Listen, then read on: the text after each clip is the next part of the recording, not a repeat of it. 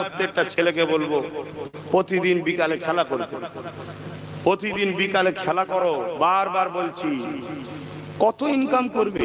হ্যাঁ, যদি বিকালের সময় না থাকে ফজরের নামাজের পরে 2 ঘন্টা খেলাধুলা করো, খেলাধুলা করো, তবে হাঁটুর উপরে কাপড় না ওঠে।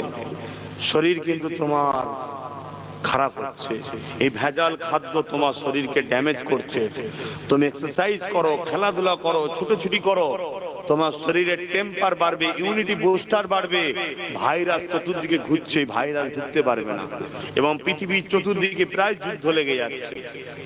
আর বড় বড় যুদ্ধ না হলেও ছোটখাটো যুদ্ধ তো প্রায় হচ্ছে, এখানে বোম ফাটছে, ওখানে গুলি হচ্ছে, এখানেই হচ্ছে। এর একটা ভাইরাস ছড়াচ্ছে, সব পয়জন জিনিস, তো বারুদে পয়জন থাকে।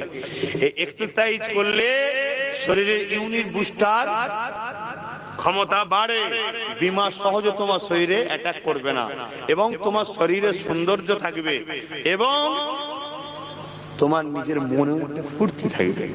কেন খাবারে কিছু নেই, নেশা, ভালো মন্দ একটু পেলে নেশা। আজ আমার এক ভালোবাসার মানুষ ইনসানিতে আছে, আজকে এই সন্ধ্যের বেলা দেখি সব ইটা সিটা